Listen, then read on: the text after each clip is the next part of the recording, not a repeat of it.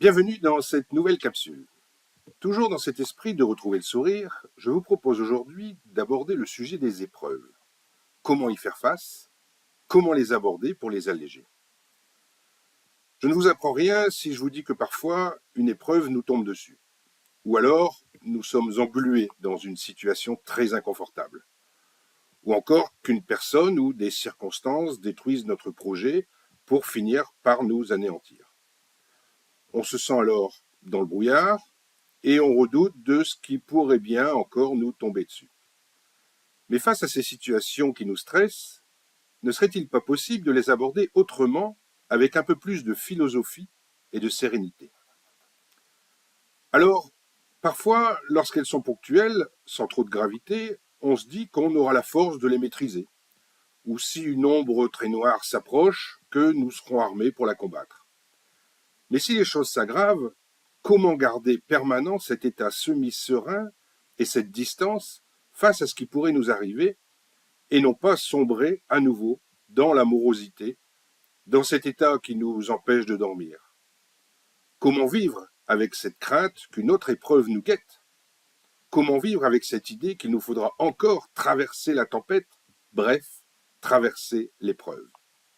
Car systématiquement, lorsque nous abordons le sujet des épreuves, la notion de devoir les traverser est intimement liée. Alors, comment aborder ce genre de situation sous un autre angle et atténuer le fait de vouloir les traverser?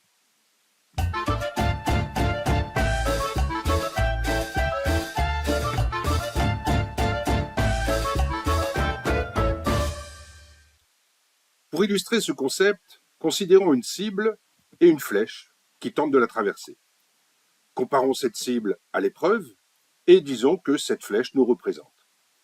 Si nous cherchons donc à traverser l'épreuve, il se pourrait bien que celle-ci soit suffisamment complexe pour nous affecter profondément, voire nous briser, et donc, par voie de conséquence, avoir un impact sur les autres sphères de notre vie, nos plaisirs, notre famille, nos loisirs, nos amis, etc.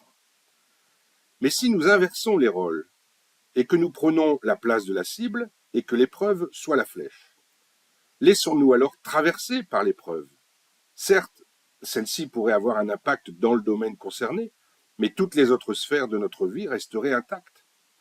Abordons donc ce concept de nous laisser traverser par les épreuves. Si je vous montre ces deux images et vous demande de trouver la grande différence qui les sépare, à première vue, elles sont identiques. Alors pour vous donner un indice, prenons un autre exemple. Bien souvent, on entend les gens dire « Je suis robuste, je peux en prendre ». Alors, imaginons que ce bloc de glace soit notre bouclier émotionnel et que cette pierre qui nous menace soit un souci, un problème, un souvenir douloureux. Lorsqu'elle va nous frapper, elle va inéluctablement laisser un impact, aussi petit soit-il.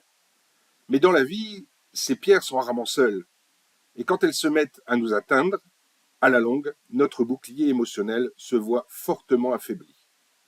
Nous ne sommes alors plus aussi résistants aux épreuves de la vie. Revenons à nos images de plan d'eau.